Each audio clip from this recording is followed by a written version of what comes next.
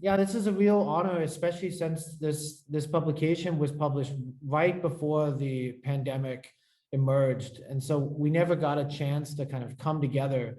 And I know that Christina and I had long been trying to have us come together and to look at this book and talk about it in public when we were working at the Kunstverein. So it's really a great opportunity to finally return to this. And it's a great coincidence that both Victoria and I are in Vilnius at the moment. I'm curating a show and she's visiting family and working on other things. So it's really an honor. Yeah, I mean, you described El Plástico in a really nice way, and I think that's important. I would just add a little bit that I think is really significant to Laumes's practice and this project in particular. You know, what drew me to this project early on was thinking around kind of like this kind of reforming of and a rethinking of our ecological crisis, but also of materiality itself as being something that is in constant change and transformation, and to begin to look at the kind of prehistories of these kind of conditions, and to start maintaining many of the kind of modernist myths that have surrounded materials in our world and artistic production, and also and disciplines. So what I find of particular interest about Laumes's practice in this project in particular is this kind of polymathic plastic kind of mentality around research. It's embodied research. And, you know, their reference and their interview with Catherine Malabou, I think, is really informative in here, because at one point she talks about her kind of basic kind of thinking around plastics, that plastics are taking form, you know, they take on form, they're in constant change. At the same time, they're also giving form. You know, this is like the plastic arts, the decorative arts. And so this is one thing that we'll discuss later on is how Malabou also connects this to how the brain functions and how political structures. For me, I was drawn to it because of my interest also in animation, which also is a matter of of trying to kind of destabilize seemingly stable structures, and trying to kind of invoke an idea of constant change and constant transformation that I think is really important at this kind of moment of material ecological crises that we're in. So what I find most valuable about El Plástico is not only this deep and really fascinating research and embodied kind of storytelling that they've engaged in, but also that it's also kind of demonstrating a kind of a particular ethic and a way of encountering knowledge through a kind of plastic logic. So I'm really honored to be here and to hear them speak a bit more about this project, and then to start unpacking and digging in deeper into this plastic world. So thank you. Christina, thank you, Matt, for this beautiful introduction. From here onwards, Victoria and myself would like to talk about the book itself and how it's structured, by taking you through like the different trips that we actually took to Mexico. And just to go back to the research itself, it started in 2014 and took us almost 5 years from the very beginning of the formulation of the question to the printing of the book. And although, so tonight we will kind of go into detail of that time frame. And it would be great, of course, if we were all tonight in the real space, and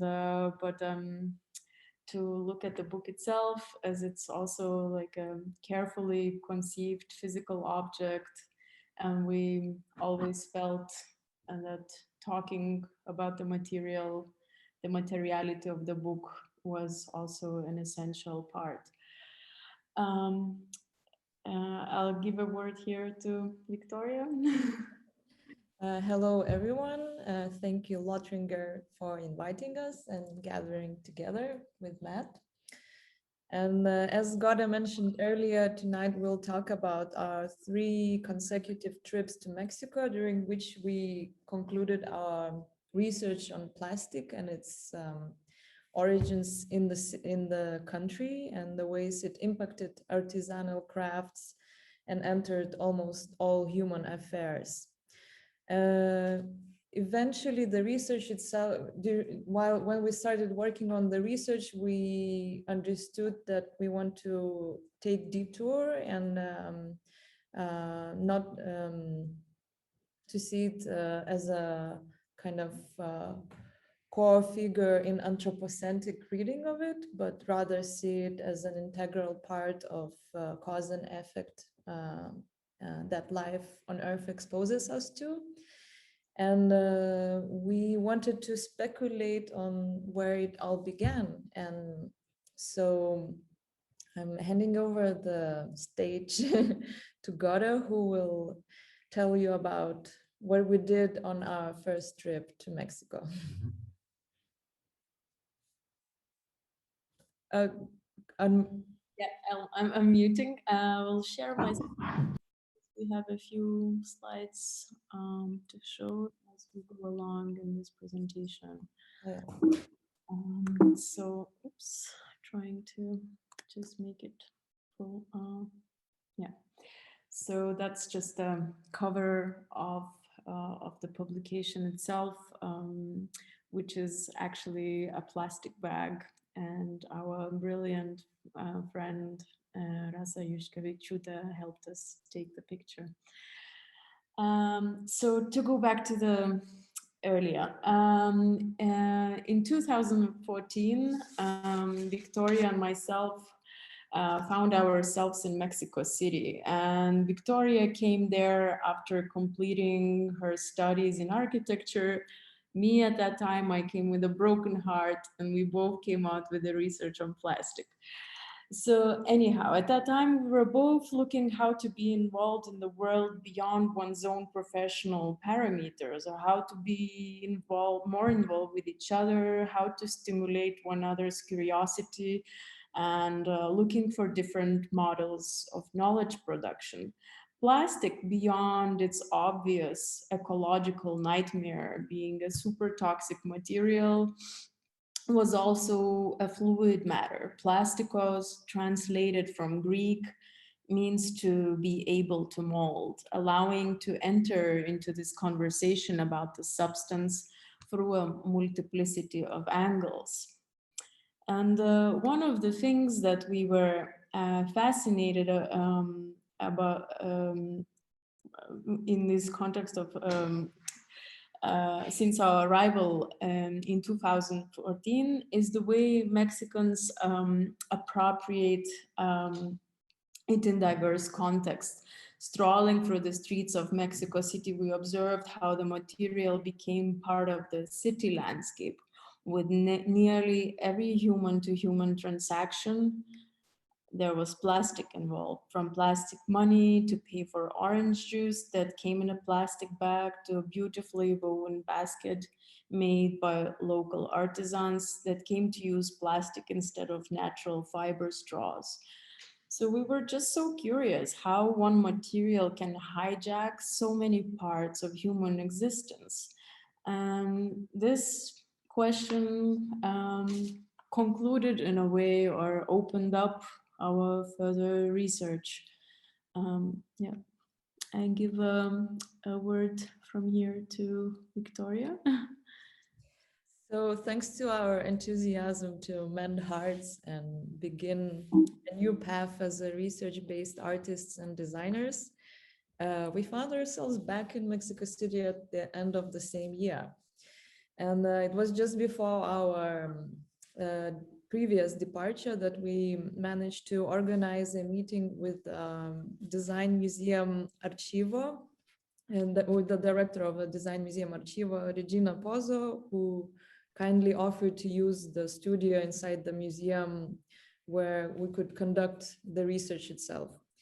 So just before that same departure, we also met with a taxi driver who told us about Plastimagen, huge plastics fair that happens every year in Mexico City.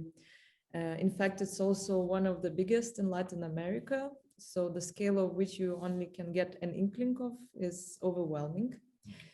So once we arrived back to Mexico and installed ourselves in the studio at the Design Museum, the first thing that we did was that we went to this massive plastics fair, which is an intense 3-day event gathering small and big businesses, mostly like plastic manufacturers, who promote their newest products, from molding machines to kind of new inventive plastic objects. So Goda, if you could show some images from the plastics fair. Can you see it or not? Yeah, we see see the bags, but this is the ones we have. and These- so Yeah. we cannot scroll further. No. So, well, skipping the images, well, as you can imagine, the whole event was kind of an intense start to the research and almost brutal start to the research, I would say. And not only we didn't know how to start the research itself because we were not researchers or like academics. And once we found ourselves in that fair, we also felt a little bit defeated because the amount of information and kind of toxic information was quite overwhelming. And whenever we would ask anyone at the stand about environmental problems that plastic is causing, we would just get silent looks that would say that we ended up in a wrong fair. So when we came back to the studio, we decided that we need to find another entry to the research, and we decided to go into a deep history and to see who were the ancestors of plastic and what did humans do before plastic didn't exist. And Goda will tell you about our adventures at the Anthropology Museum. So let me try to, So as Victoria said, we headed after the Plastimagen fair, literally with microplastics still sticking to our fingers. And the image of the future spiraling down in complete neglect, we headed to the National Museum of Anthropology, to the deep chambers of the past, looking for the ancestral roots of plastic. We were wondering really where it all began, and in the dim spaces of the museum, looking through the variety of man-made objects, sometimes we were surprised by a resemblance of some to contemporary plastic objects. But it was, in the end, the Olmec-made rubber ball that opened the history chambers of plastic, stretching it back to 1600 before Christ. So Mexico is the birth giver to the first polymer scientists who learn how to proportionally mix rubber sap with morning glory flower juice to achieve the plasticity needed for diverse household objects, such as rubber balls, also soles for shoes and joints for different tools that they were needing at that time. And through the analysis of anthropological museum artifacts and also spending time at the library in Mexico City, browsing through books and observing how historians classify materials and objects, we got the idea to make a plastic timeline. A timeline that traces how plasticity found in deep layers of the earth, in rocks and organic materials, was in Mesoamerica continuously improved by synthesizing new materials, how oil gives shape to the plastic we know today, and how it returns to the earth in a different shape. I won't go too much into it here because this timeline is also included in the book itself, so it's like a beautiful little object that gives you a kind of overview of all the how we classified it. Just shortly, like it has 4 parts. That it's it's divided into 4 main parts: protoplastics, plastics, synthetic plastics, and post-plastics. And this moment of conceiving this timeline was a conclusive moment of the second trip that we took together with Victoria. So from here, I hand over the mic again to you, Victoria. So, as Goda mentioned before, this research started as an individual quest to look for new ways of producing new kind of knowledge. We never had supervisors, nor we belonged to any institution, and most of the time we had to have an inner compass to rely on where to take our direction in the vast territory of independent research.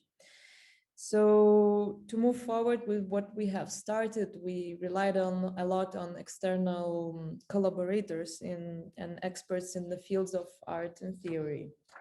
Shortly after our 3-month stay in Mexico, we were invited to present our research at the 12th Baltic Triennial. This transdisciplinary event opened a range of topics in connection to education and futurity, including influence, exchange, materiality, and impact. One of the messages that Triennial amplified was learning as one of the ways to prepare for a future, to which we responded with the publication of our timeline. And you can also find this timeline inserted in our publication in El Plástico book. It's here. And the second contribution to the triennial was an installation called Plastiglomerate, a name given by oceanographer Charles Moore to a new geological formation, which is made from plastic, melted plastic parts and natural debris such as clay, sand, and pieces of wood. It was first found at the coastline in Hawaii, and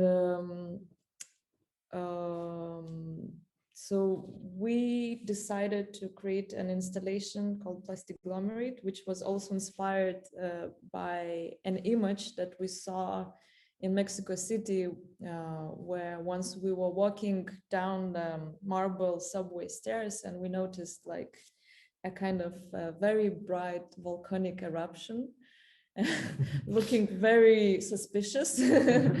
And then when we looked closer, we saw that it was just a kind of plastic, bright red plastic filling covering the cracks of the stairs. So inspired by that, we did the same kind of interpretation, and we filled the cracks at the stairs of Contemporary Center in Vilnius with colorful fillings. So after we presented our research in Vilnius, one of the first people who approached us was Kristupas Sabolius, a Lithuanian philosopher, who made an instant connection with Catherine Malabou's famous concept of plasticity. And he was the one who encouraged us to kind of push our research step forward and to write a more kind of theoretical text about our timeline, and to explore in depth the different periods, how we conceived them, why we included certain materials, and what was the process behind coming up with this speculative reading on plastic time. And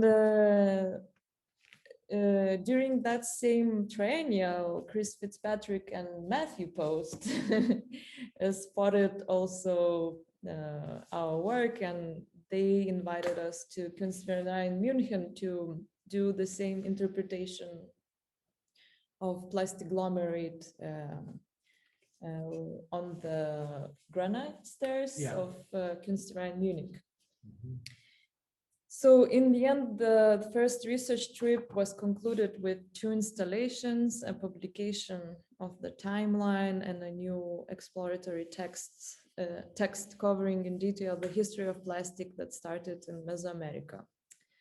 And Goda will tell you about our third trip to Mexico. So on our last trip to Mexico at the beginning of 2018, we wanted to return to Oaxaca, a place for us where the conversation about plastic took its departure. And we got in touch with Martina Garcia, whom you can see here also in the pictures, an artisan working in Oaxaca, and asked her if she could teach us how to weave in collective sessions together with her. Weaving together and learning together was a very important moment to us. So both as a practice itself, and also in this case, as a meditative moment to think about the materials somehow through touch and through the tip of our fingers. And what we ended up in the end is this kind of unfinished, you could say, basket, which turned upside down, looked more like a hat. And we liked it because we thought instead of being something finished, it was an object that had the possibility to tell future stories and become something else, or become a carrier. Yeah, exactly, a future ancestor somehow. So a shamanic epilogue to conclude this talk, we felt that this multiform research needs, that had so many different chapters and approaches, needs some kind of conclusion that goes beyond graspable knowledge. So we decided to conclude it with a ritual taking place on a day of a full moon eclipse in the only nudist beach in the whole Catholic Mexico, in Zapolita, in Oaxaca. We arrived there well in advance and to prepare the elements for the ritual, the parts that would be sacrificed for the gods of the fire, the parts also that belonged in one way or another to the timeline.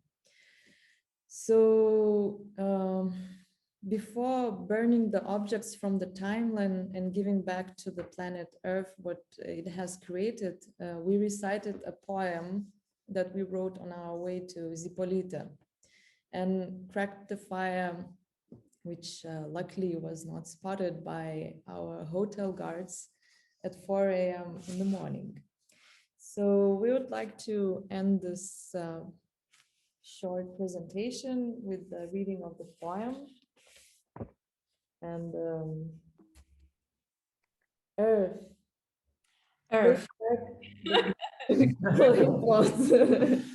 Shall we start again? Earth. Take back the broken clay pot, the amber. Take back the rubber gloves, the morning glory flower. Take back the plastic bag and the basket. Take back the paraffin candle and the plastic straw. Take back the palm leaf. Thank you for your attention. Beautiful. So this is the image of the fire and the poem that. Goda, we're not seeing the fire, actually. We're seeing the bags. Yeah, So, Oh, did it get stuck? I was yeah. sharing. Yeah. I think so. Oh, I was changing images all along the way. So Really? Oh. Oh, now we Yeah, see it. there it What? is. Yeah. Oh, so I was like pointing at wrong things all the time, guys. Yeah. We were too polite to tell you. Oh, yeah. So this is the basket. Yeah, the hat basket for the future. You know? That's why you haven't seen the Yeah. Plastimagen also. Is that Yeah, amazing. well, so just to tell you that all of this material, all these images were here.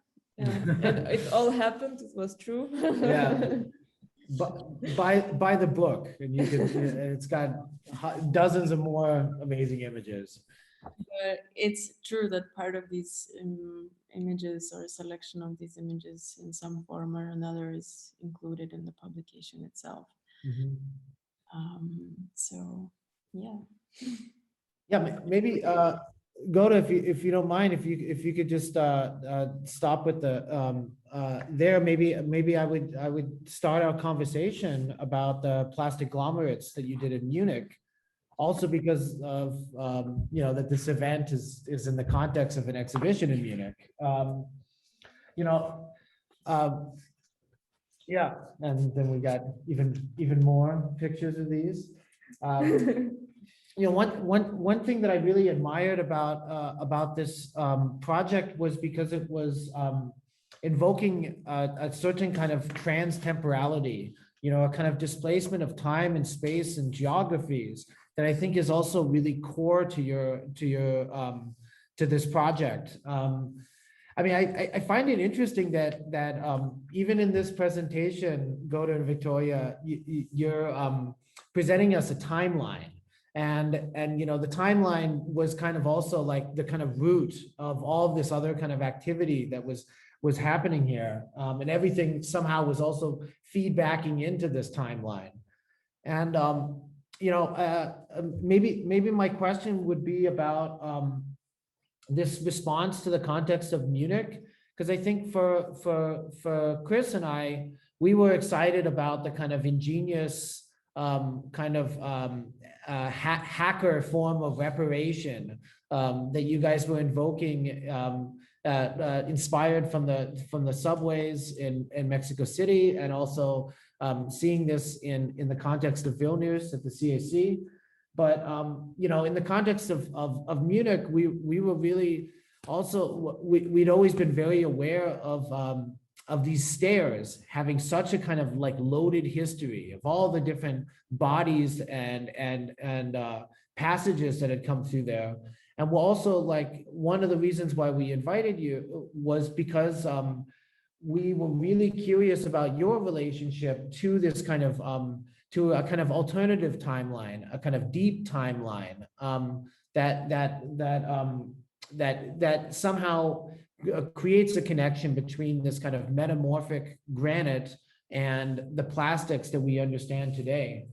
So I was curious if you guys could discuss a little bit about this kind of this deep time kind of thinking, and how also like this kind of alternative rubric that you've created, and this kind of retrofuturism that is also being invoked by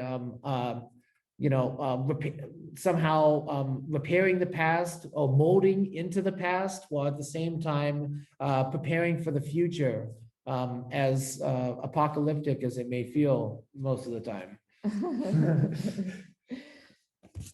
Thanks, Matt, for your question. Yeah. I don't know, Goda, do you want to start, or? I think it's interesting, like the rock and I don't know, the crust, the earth crust kind of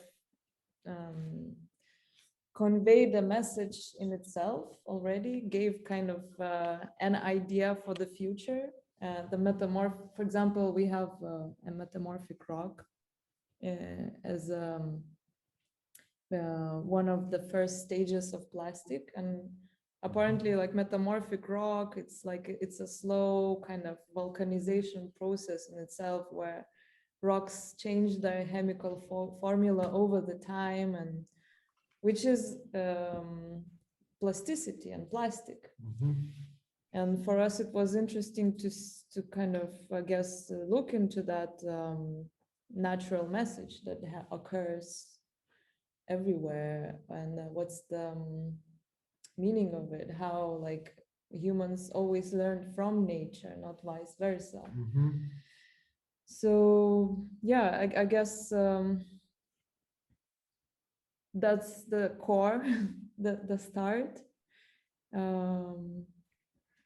There is this text included in the publication that Victoria mentioned during the presentation, that is called The Plastic Stale, and it expands on these different chapters of the timeline. So like this, as Victoria has pointed already, this like sort of plastic agglomerate like links back to like what we call also protoplastics, in which like in this category we really consider telluric earthly formations as plastic, as the ancestor of plastic. And like and as Victoria just said, I will extend like how a human being then takes even the material such as clay and somehow actually just reproduces the same action what the earth is doing to its materials, and it kind of almost like, you know, creativity somehow transcended to a human being. And so like it felt like a natural extension also in this sense of creating this installation, I guess. But also, I think to explain maybe the title of the book, El Plástico, the sun that lives inside the rock, it's a metaphor to the lava, the sun that lives inside the rock, and the fire. I think the fire was always a very important element in this research. That's why we also concluded the research with the ritual and burning the fire, because the history of plastic as we know today, or the first kind of man-made plastic, which is rubber, started from vulcanization, and again there was a fire that ignited all of it. And yeah, I guess a lot of speculation was also from kind of you know, made out of primal forces. Yeah, and this kind of energetic matter, this energy that is like embedded in all matter, as you know, that's the sun somehow, that it has. Also, returning to like plastic agglomerate, you know, it doesn't happen really just, it actually, the sun and the heat and the rock creates the fire, and this is actually how plastic agglomerate was formed on the beaches of Hawaii. It was not just because of the sun. The sun kind of created the fire, and in this fire, like the rocks merged with plastic. So it's, you know, kind of quite a specific event. There's something interesting about this book that also, not just in the timeline, but also in the kind of narrative storytelling that you guys are constantly, like some of these life stories and some of the people that you've encountered in your research. And I find it really interesting also that you make no kind of distinctions or value judgments between synthetic and natural, you know, like there's a complete kind of critique of nature and authenticity. I mean, even this Oaxacan weaver that you worked with, you know, like while those were for sure coming from palm leaves before, it was like, you know, it's still the same kind of practice that's embedded in a culture, and, you know, just using another material. So I'd love to hear more about how through your research and how you're making note, how you're kind of erasing the distinctions between what is man-made and what is seemingly natural, and what is new and what is old, and these kind of distinctions. Well, man-made actually starts with in our section with plastics.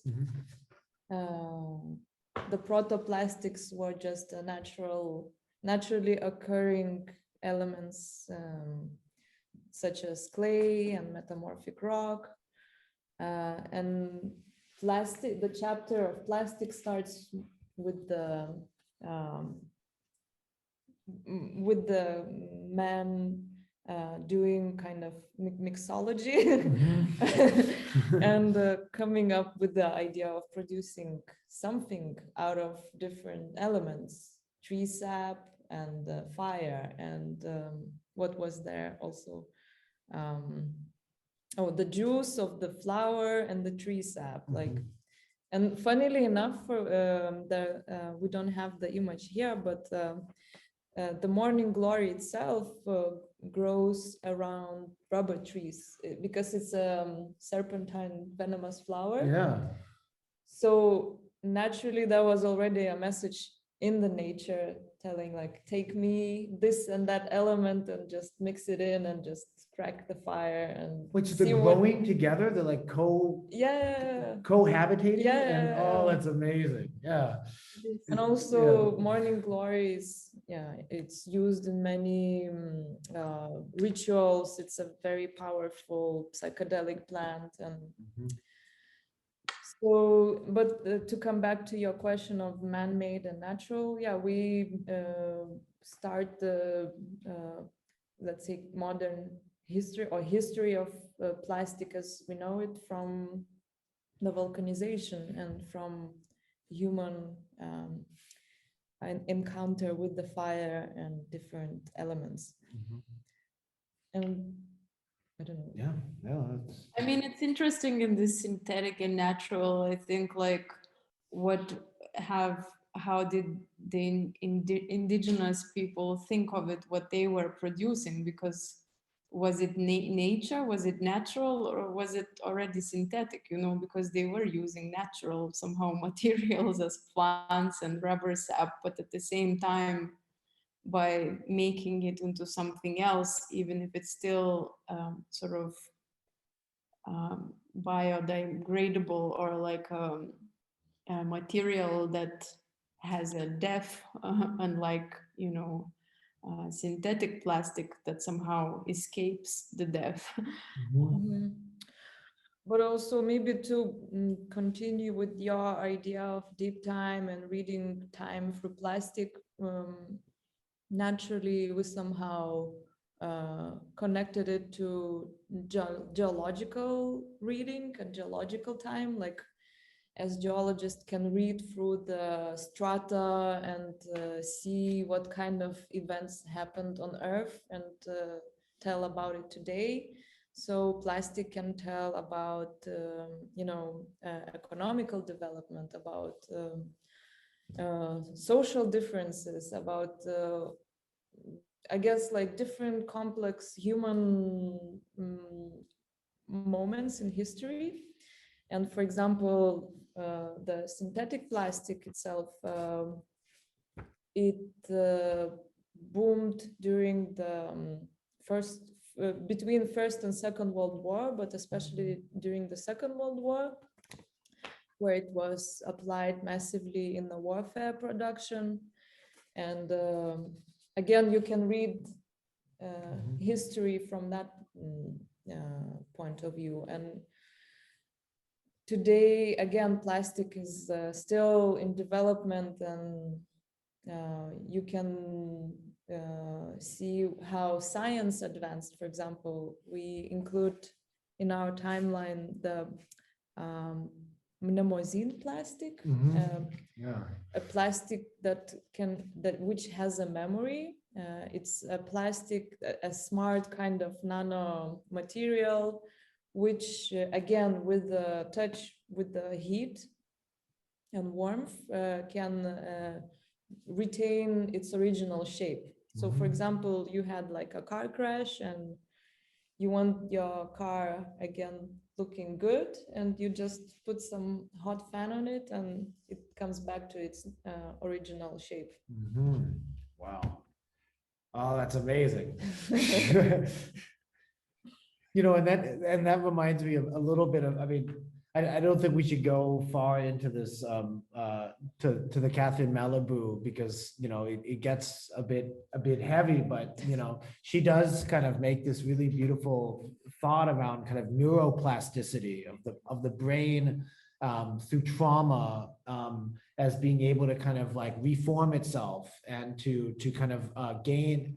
It's in constant transformation, but it's also like resilient to and is able to kind of mold and be molded by the world around it.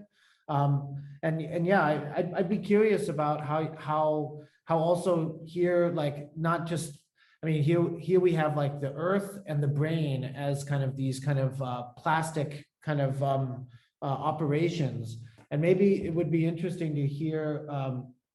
Yeah, I mean, especially given this relationship to trauma, it reminds me of like responding to like the toxicity of plastic today, or something like that. But I'd be curious to hear about your feeling around Catherine Malabou's how this kind of neuroplasticity allowed you to also think kind of plastically, and maybe this is a good way to also talk about the workshops. Because one thing that you guys didn't mention is a number of workshops and kind of educational research projects that you did around this thing that were also somehow trying to kind of create a kind of plastic thinking around the world in these contexts, you know.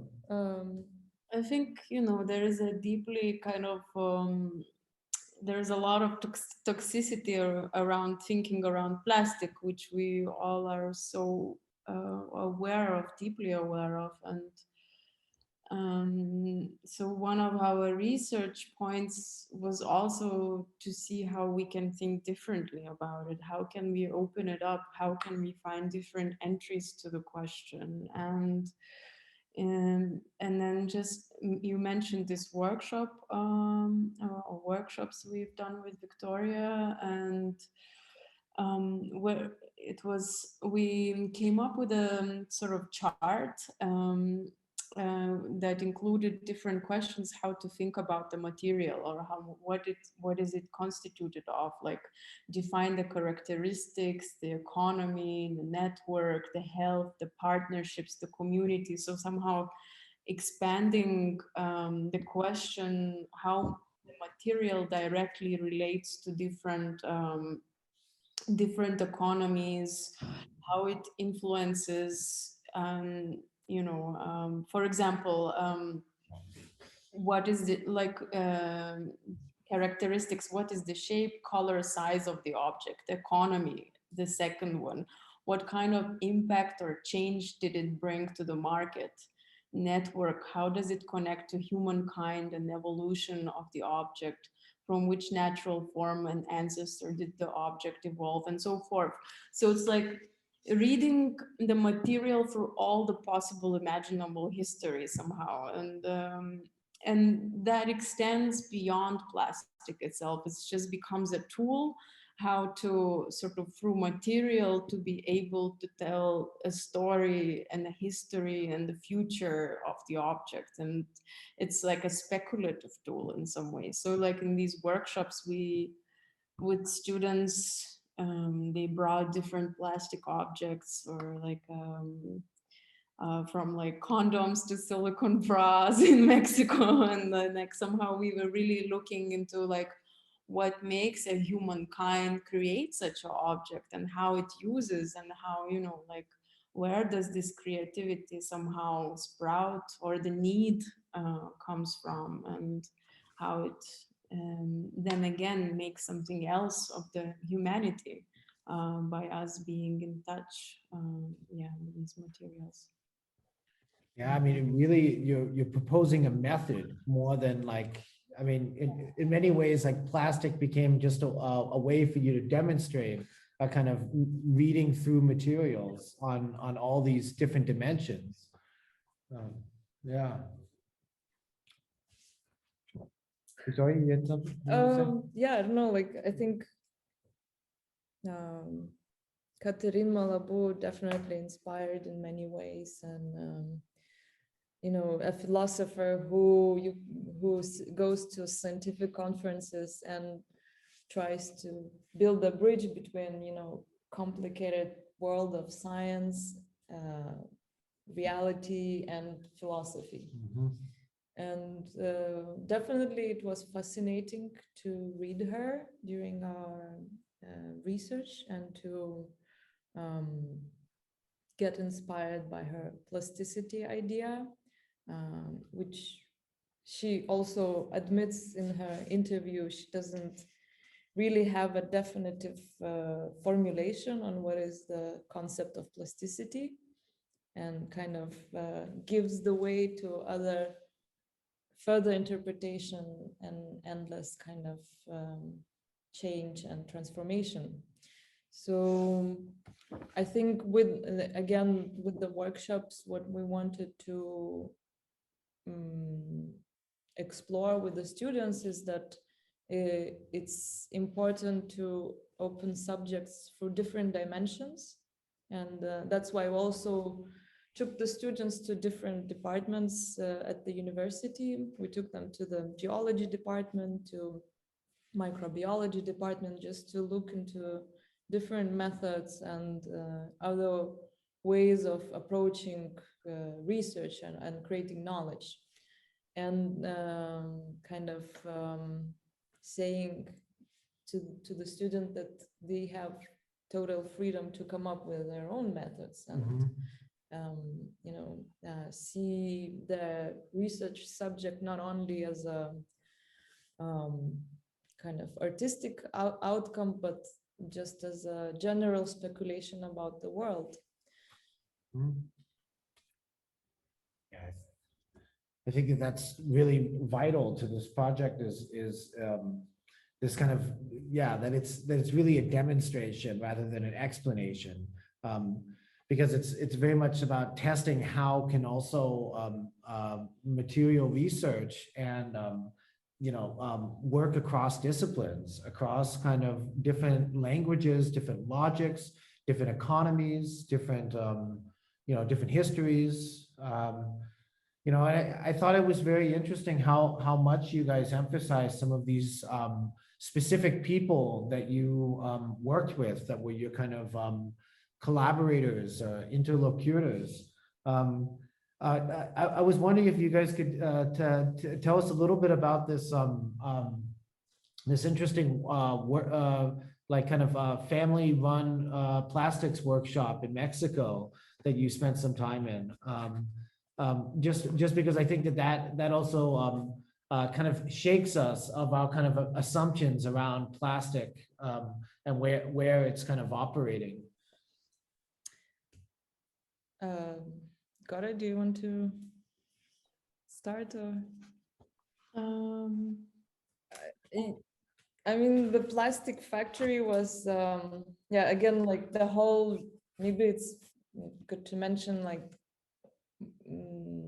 when we arrived to Mexico, we didn't know what we will be doing to kind of reach the goal of researching the plastic and providing something to the audience, whoever it would be.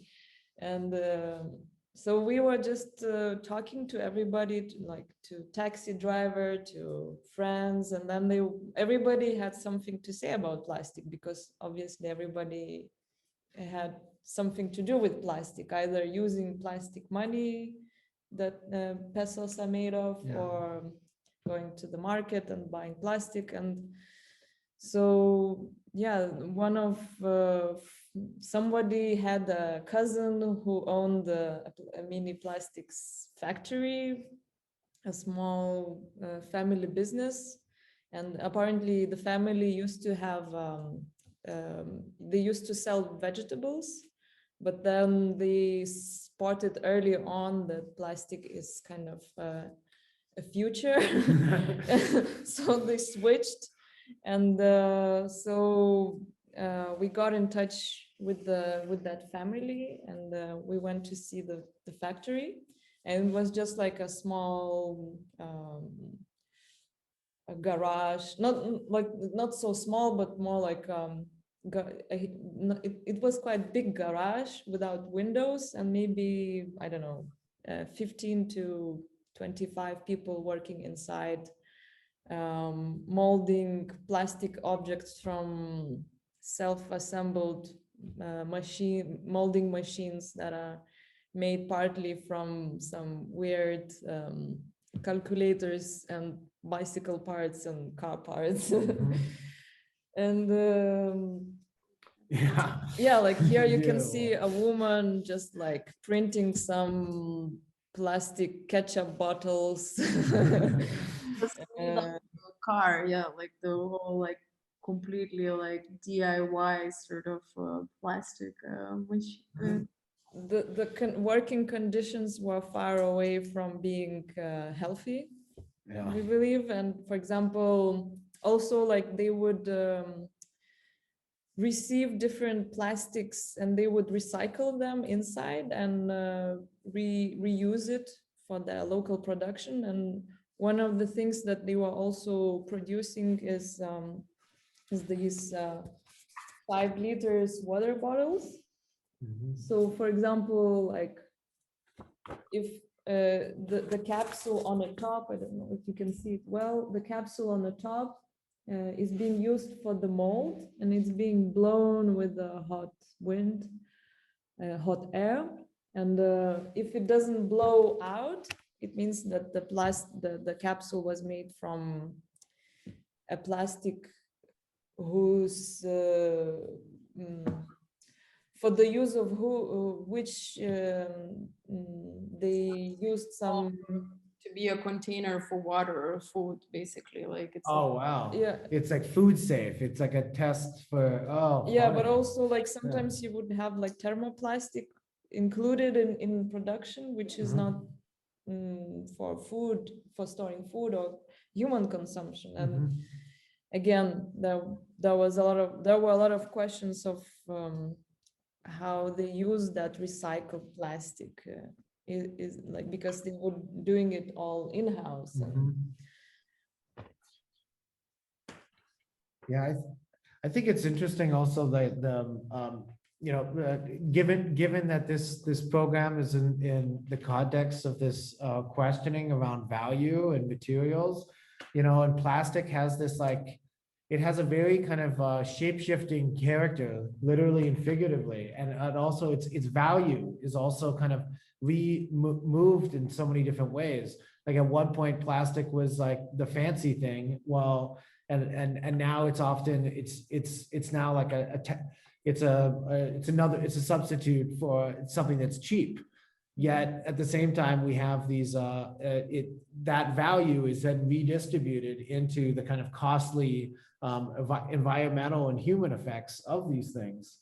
I wonder if you guys could tell us a little bit about what you learned about this kind of shifting value of plastic, and maybe also its relationship to human needs, but also human problems, to say it nicely. The value, yeah. Well, yeah. Well, it's funny because as you say, the value was changing, and even in our timeline, we included a record where in the synthetic plastics, when the value of silver was valued less than the plastic, than the rubber, I think. And so that's one moment, but also again, when we went to see Hector Castilla-Bertier, a sociologist working on, he did the research on recycling and rubbish in Mexico City, which is a very complex system. I won't go into details, but when he started the research, he said this was not even a topic in the 80s, and only like later it became fashionable and kind of important and addressed. But before that, it was not even a question that, well, what do we talk about recycling? And today, recycling is also one of the big markets. It's endless, the transformation of plastic. You can reuse it endlessly and make a lot of value from just reusing it. Yeah, and somehow it's gaining more value as it also gets redistributed around the world through these kind of points of exchange. I mean, I love your statement, Goda, earlier when you said that like somehow plastic was kind of at the heart of as this kind of constant mediator in every exchange. There was plastic involved, and how kind of ubiquitous it's become in our way of thinking and way of being in the world. Also, going back to what Victoria just said, like somehow a lot of also oil companies today, like since potentially at some point the consumption for gasoline is going to drop, there is actually more demand created or forced to be created for bottled water, or to make more plastic, like temporary containers. So that like this whole industry is like, instead of shrinking, is actually being pushed to like becoming even larger. And it sounds completely paradoxical, but like it's just, of course, like companies at the core of it are just like reinventing themselves in most bizarre and destructive ways. Yeah, they're just moving their economy from one place to another. Oh man. Yeah, like the family that moved. Changed from vegetables to plastics. Yeah, exactly. But it's interesting because like with your timeline, you guys are also kind of like, I mean, you're looking at the future, but really it's about also trying to look back at plastic, and maybe as a way of kind of anticipating the hopeful disappearance of some of these plastic economies and the reemergence of other possibilities for plastic. Yeah, I mean, what can you tell me about the future, you think? Well, the future, organic rubber, sandals, and the future is, I think there's a moment in Catherine Malabou's text also, like where she points also the problem of plastic, that it doesn't somehow have a depth, because for something to fully go in a cycle of rebirth, something has to be destructed and die. Like, but the problem with plastic is that somehow it escapes the death, no? Like, so it kind of constantly mutates into something else. And so like the future is in some ways probably maybe rethinking, how this material becomes mortal rather than immortal. But also, like, I don't know, I don't know if it's an answer, but I'm just obviously speculating in this. Well, or maybe it's like Frankenstein, a living dead. Yeah, totally. But I think she rightly really points at the core of a problem and fascination of it, because kind of the evolution and the kind of continuous mutation of it is like what hypnotizes also us as human beings, the capacity to change and to evolve and to sort of go through different phases of metamorphosis. Yeah, I mean, it's Proteus as also, as a way of kind of the carrier. Yeah, this possibility of shape-shifting and yeah. there's a lot of like shapes that you guys are shifting here in terms of like also the different registers of the different forms of knowledge production from your kind of lived experience in these places and talking to also experts who have a wide range of forms of knowledge in this. Yeah. I don't know if that's a question. Related to this, I think at the core of this research and the catalyzer for all of this to happen was really to try to find our own ways, escape our own professional barriers and try to be more engaged in the world. It doesn't mean somehow that you find answers or you can, it's also not about that. It's not about finding the right and the wrong. It's really just being more involved in questions of today's world. And you know, like, and the first time we actually even applied for funds for this project, the funds dismissed, saying that we were not you know, close enough to the kind of research. Really? Yeah. Oh, that's absurd. Yeah. Like as if you were supposed to be materials engineers or something, or like exactly. chemists. It's like, yeah, I don't think they're asking these same type of questions, you know? Wow. But maybe we should open some questions. Yeah. What do we got? Anything in chat? We spoke a lot also.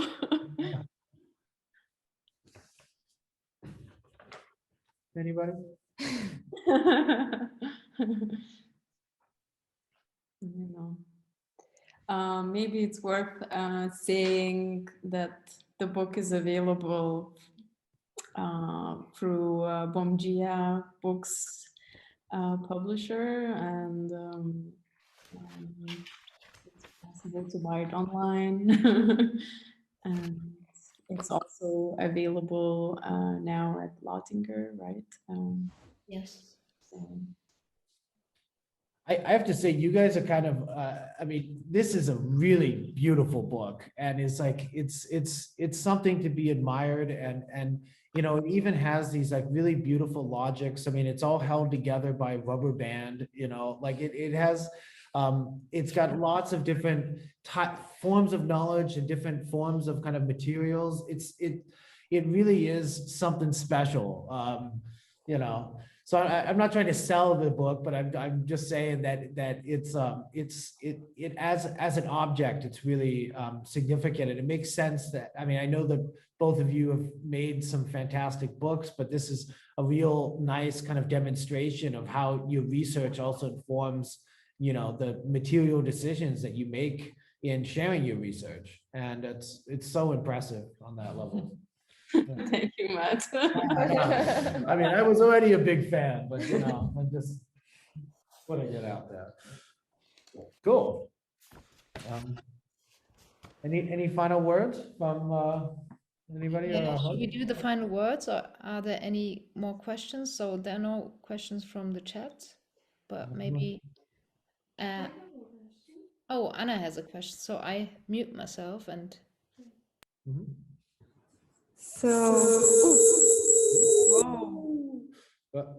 now. Maybe we mute. You can come Or over. I can come to you. So Anna will join my screen to do a magic trick. So, yeah, your research was how the material take part and give form, like the material is displacing and moving, but I was really fascinated how you give this movement or this displacing material also with what actually the reference about this material can be, and like through generations maybe, but especially geographically. And maybe can you tell a little bit more how was this experience, because like in the book or in your research, there is this timeline, but there is also this reference to the place, that Mexico, and where are you from? And for me, it's always fascinating, as I'm not German, but I'm living in Germany, how some of the references related to some materials change or make some kind of displacement to as actually this kind of plasticity from the reference itself. So yeah, that's something that I would like to know a little more how it was for you. Well, I guess the whole to go back to our very first trip when we arrived, and we just noticed that plastic was omnipresent. And what we were fascinated is how Mexicans were using, for example, plastic bags. You could see them as a tissue, as a napkins for holding your taco. You can see them as a containers for the juices. And yeah, there were a lot of inventive uses of how Mexicans would reinvent the plastic every time, plastic bag specifically. And I guess from there, we also kind of also the trip to Oaxaca, where we saw how plastic kind of removed or affected artisanal practices, and how craftsmen applied, produced even special plastic straws that would resemble the natural fibers to make a plastic bag. And then, for example, plastic objects, they would also before that, salsa bowls would be made from like porous volcanic rock, and you could see the same kind of shape from black kind of texturized plastic in supermarkets in Mexico. So it was very interesting to see how in the context of Mexico, the plastic was kind of like almost part of cultural landscape. And speaking of which, like, it was very interesting at the Plastimagens art fair, the fair that Victoria spoke about, that we met actually a Chinese pigment dealer, and he spoke about colors specifically in Mexico, and how he's not able to sell sort of darker or not so colorful pigments because culturally it just doesn't resonate. And that points also to another question of like recycling of plastic, because when you recycle plastic, the color gets more dull, like it becomes sort of darker and like not so pure. And this is a dead-end market. Mexico is a dead recycled objects in that sense. Like, so there's like a culturally, like also kind of really that, like what Victoria was saying, like it's just like amplifies somehow certain cultural importance. I don't know, like yeah, like in this picture, you can see like some sad plastic boxes abandoned in that family-run plastic factory, and you see there is a gray. I don't know if you can see it or not. Darker and lighter colors. So the darker ones are recycled, and the brighter ones are from like first production. Amazing. But even more historically speaking, like this kind of continental exchange, right? Like it was incredibly fascinating to actually like understand that Mexico is the country where plastic as a material was born. And only, you know, thousands years after, the same process of vulcanization, which is how it's called, like this synthesis, right, is discovered in Europe.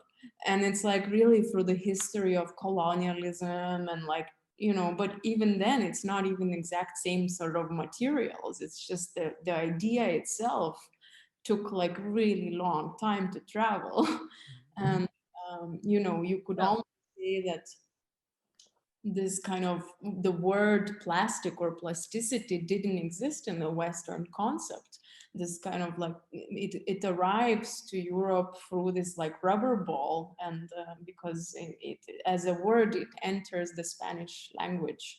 So it's I mean, it's clearly like, it was not a word that was there before.